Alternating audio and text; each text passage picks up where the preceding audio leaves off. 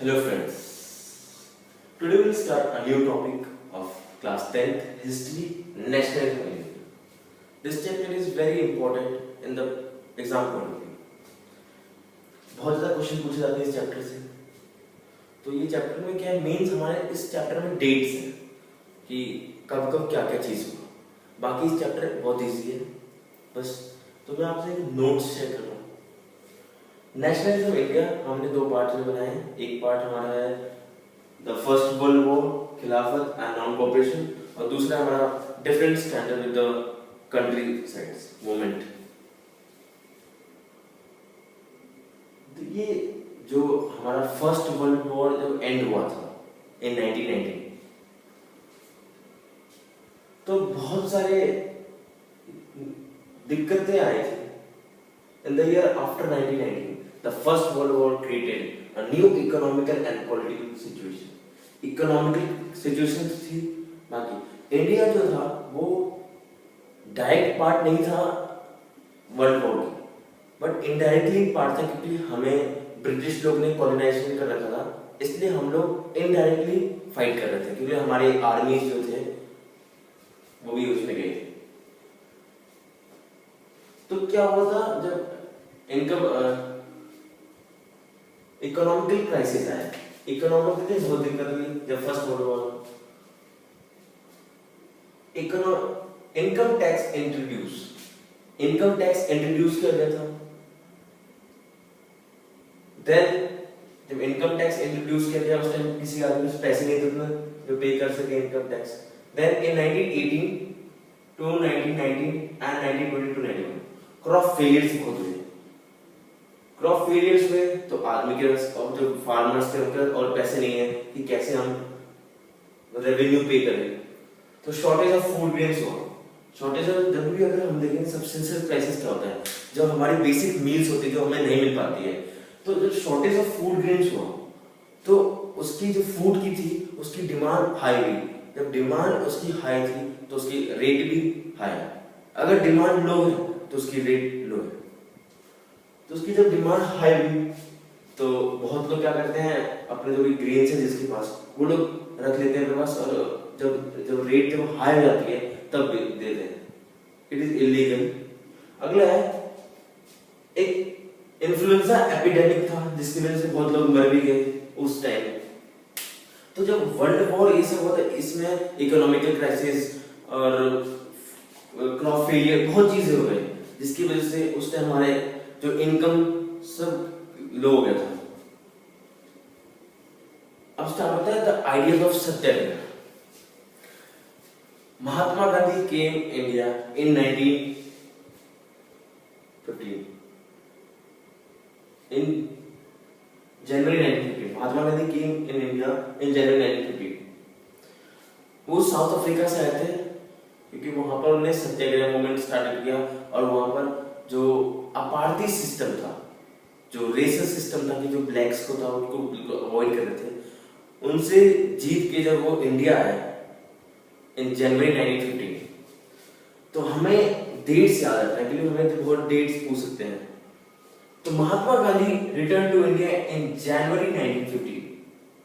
एक डेट हो गई हमारी कि महात्मा गांधी आए थे जनवरी 1915. बहुत बेसिक से मैं आपको बहुत क्लियर कर दूंगा.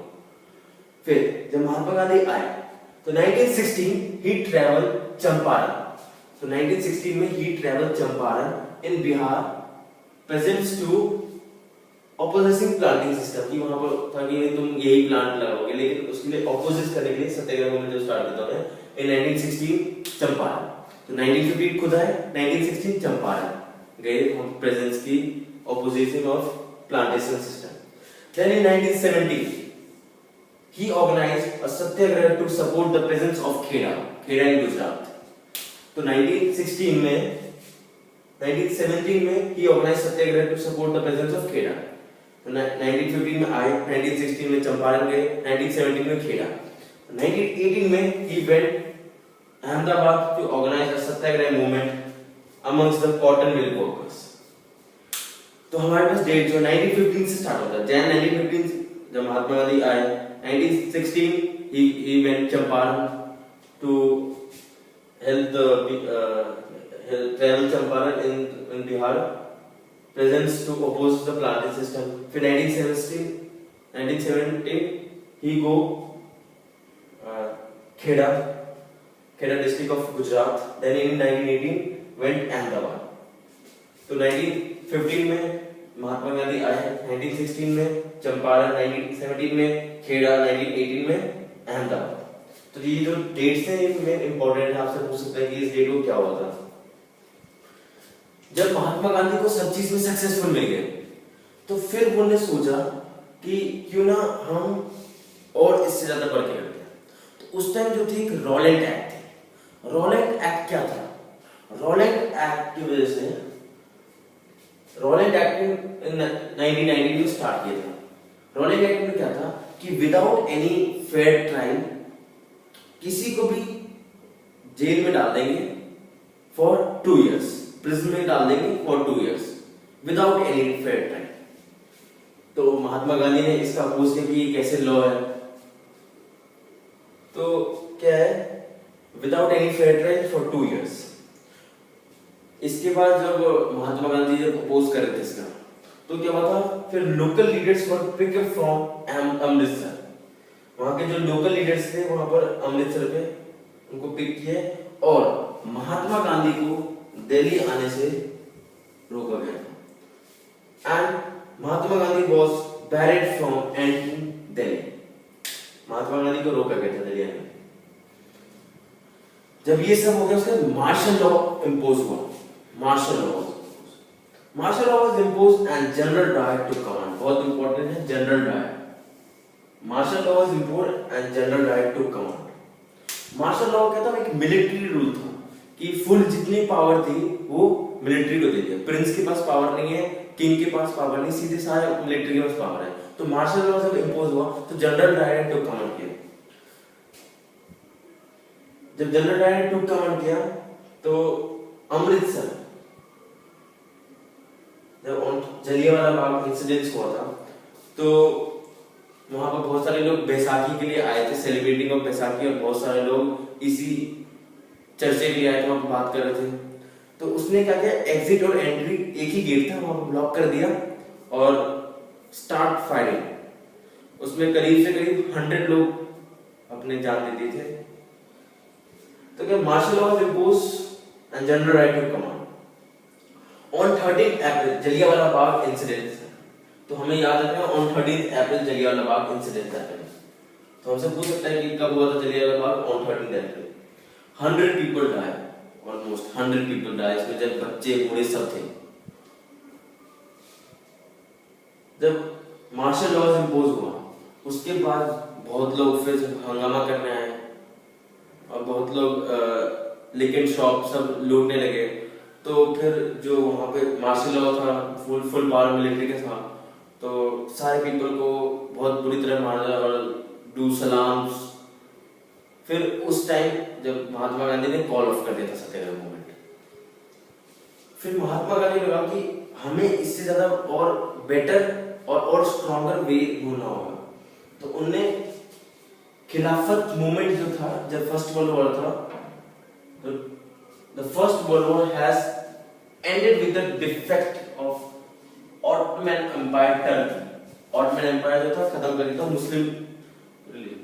तो खिलाफत commission was formed in Bombay March 19। तो महात्मा गांधी ने सोचा कि एक खिलाफत मूवमेंट से मिलके एक ह्यूज और एक लार्ज एक मूवमेंट बनाते हैं। तो उन्हें सत्याग्रह खिलाफत movement was formed in Bombay in 1919। हमें याद रखना in Bombay in 1919 Khilafat movement was started। Young leaders like Mohammad Ali and Shaukat Ali, Mohammad Ali and Shaukat Ali, ये दो लीडर्स थे खिलाफत मूवमेंट के। जो दो लीडर्स थे मोहम्मद अली एंड शुकात अली, हमें याद रखना है Mohammad Ali and Shaukat Ali. At the Calcutta session non cooperation is supported of Khilafat as well as for Swaraj. Khilafat movement के लिए था और स्वराज मतलब इंडिपेंडेंट। तो जो कलकत्ता सेशन था non cooperation movement was supporting था। जब ये सब जब मिक्स हो गए फिर क्या हुआ कि जब वो लोग ने बाइकआउटिंग करना शुरू कर दिया था, boycotting of the foreign clothes, private job, जो भी वहाँ पे प्राइवेट जॉब्स थे, वहाँ पे जो भी गवर्नमेंटल जॉब्स थे, सब जो लॉयर्स थे वो लोग भी सब बाइकआउट कर रहे थे। जब सब चीज बाइकआउट कर दिया था, जो स्टूडेंट्स थे, thousands of the students, they are also boycotting the schools, colleges, वहाँ पे जो फॉरेन क्लोथ्स थे उसको जला रहे थे। जब ये सब चल रहा था, अब एक चीज है, एक बुक है, famous book Hind Swaraj in 1999 was written by Mahatma Gandhi. हमसे वन वर्ड में पूछ सकता है कि which book is written by Mahatma Gandhi? Hind Swaraj in 1999 was written by Mahatma Gandhi. तो जब ये सब हुआ तो at the Nagpur in December 1920 non-cooperation program was adopted। 1920 में non-cooperation हुआ, adopted हुआ। तो जब सब बाइकआउटिंग कर रहे थे, सब जो भी वहां पर, तो एक जस्टिस पार्टी था, तो जस्टिस जो पार्टी था वो लोग ने मना कर दिया कि we are not choosing your party.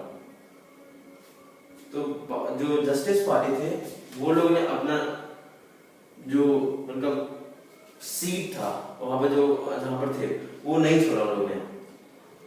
तो उन्हें लगा कि अगर हम वहां से हट जाएंगे तो फिर तो जो वहां पर ब्रिटिश गवर्नमेंट का फुल पावर हो जाएगा, उन्हें फिर अपोज कौन करेगा। जब वहां फॉरेन क्लोथ्स जब बाइकआउट कर दिए तो खेड़ा खादी जो क्लोथ्स था, ये बहुत महंगा क्लोथ्स है, जो खादी क्लोथ्स है वो अडॉप्ट किया गया और फिर खादी का प्रोडक्शन बढ़ाया गया। जब ये सब हुआ उसके बाद धीरे धीरे, लेकिन अब क्या हुआ कि ये जो नॉन कॉपरेशन मूवमेंट है, ये जो वहां पर विलेज टाउन्स में थे उन सब के लिए एक अलग हो गया, उनके लिए अलग है। फॉर एग्जाम्पल मैं आपको दो एग्जाम्पल दूंगा। इन Awadh peasants were led by Baba Ramchand a सन्यासी, जो अवध में थे बाबा रामचंद सन्यासी। Movement was against tulukadars and landlords, high rent, reducing of revenue। तो जो tulukadars थे वहां पर जो लैंडलॉर्ड्स और हाई रेवेन्यू हाई रेंट था, उन सब के अगेंस्ट थे जो अवध में थे पेजेंट्स, बाबा रामचंद सन्यासी। रिडक्शन ऑफ रेवेन्यू, और वहां पर कहता था उनसे काम करवाते थे और उन्हें पैसे नहीं देते थे। इट इज नोन एज बेगर। बेगर का मतलब है कि उनके काम कर रहे हैं लेकिन उन्हें पैसे पेमेंट नहीं किया जा रहा है। फिर क्या हुआ, जब बाबा रामचंद्र सन्यासी और जवाहरलाल नेहरू ये लोग ने मिलकर एक Oudh Kisan Sabha was set up by Jawaharlal Nehru and Baba Ramchandra sanyasi. Oudh Kisan Sabha was organised by Baba Ramchandra sanyasi and Jawaharlal Nehru. तो जब इन सब के लिए अपोज, उनके लिए अलग हो गया, उनके लिए क्या है, स्वराज मीन इंडिपेंडेंट। जो महात्मा गांधी चाहते थे कि हम सबको इंडिपेंडेंट मिले, लेकिन जो लोकल पीपल है वो सब अपने छोटे छोटे चीज के लिए स्वराज मांगने लगे। जैसे ये लोग ने अपने तुलकदार्स और लैंडलॉर्ड की जो हाई रेवेन्यू जो इन्हें देना पड़ता था, उनके लिए ये लोग ने स्वराज वर्ड यूज किया। नेक्स्ट हमारा, इन द गुड्डा mills of Andhra Pradesh. In the Gudda Mills of Andhra Pradesh, a person came, Alluri Sitaram Raju। ये अपने आप को एक गॉड के जैसे मान रहा था कि मैं गॉड का एक मैसेंजर हूँ, और ये बोल रहा था कि मैं गांधी जी को फॉलो करता हूँ। लेकिन बट जब ये बोलता है गांधी जी को फॉलो करता हूँ, लेकिन उसी टाइम ये बोल रहा है कि नॉन कॉपरेशन मूवमेंट से कुछ नहीं होगा, हमें लड़ना होगा, हमें फाइट करना होगा। लेकिन जब नॉन कॉपरेशन का मतलब क्या है कि विदाउट एनी वॉयलेंस हमें जीतना है। तो लेकिन ये जो फाइटिंग वर्ड यूज कर रहा था, दरअसल लोग पता था कि नहीं, ये तो इसका कोई स्पेशल पावर्स नहीं है। जो अलीगढ़ सीताराम राजू है उसने क्लेम किया था कि ये स्पेशल पावर्स। फिर जब सब लोग पता था ये जैसे झूठा है, तो इन 1924 इसको मार दिया गया, सब लोग ने इसको मार दिया था इन 1924। अब जब स्वराज इन प्लांटेशन, स्वराज इन प्लांटेशन, अब उनके लिए जो प्लांटेशन जहाँ पर है उनके लिए जो क्या है, प्लांटेशन जो वर्कर्स है उन लोगों के लिए स्वराज क्या है? Plantation worker in Assam, freedom means to move freely in and out. जो प्लांटेशन वर्कर है असम में उनके लिए फ्रीडम क्या है? फ्रीडम मतलब है कि to move in and out. एक एक्ट पास होता है इन 1959, एक एक्ट पास होता है 1959 में, उसमें क्या हुआ था कि no one permit to leave the tea garden, जो भी वहां पर काम कर रहे थे कि किसी को परमिट नहीं है कि leave tea garden without any permit, और जो परमिट मिलता था बहुत रेयर चांस होता था कि परमिट मिलता था। तो वहां उनके लिए ये हो गया कि मैं हमारे लिए जो स्वराज है वो हमारा मूव एंड आउट, और उन्हें लगा गांधी राज हैज कम और वो हमें विलेज में लैंड दे रहा है। तो सब में हड़कंप मच गया और सब लोग भागने के लिए गए। तो बहुत सारे सब लोग रेलवेज पकड़ के निकल रहे थे, लेकिन फिर सबको वहां पर मारा गया उन लोगों के। तो जब वहां पे इतनी हड़कंप मच गई तो फिर गांधी जी ने वापस से जो नॉन कोऑपरेशन मूवमेंट जो स्टार्ट किया था इन दिसंबर 1920 को, उसको वापस खत्म कर दिया। चोरी इंसिडेंट्स इन 1922 जहां पर पुलिस स्टेशन से जलाया गया था, चोरी इंसिडेंट्स इन 1922। अब नेक्स्ट जो पार्ट होगा पार्ट 2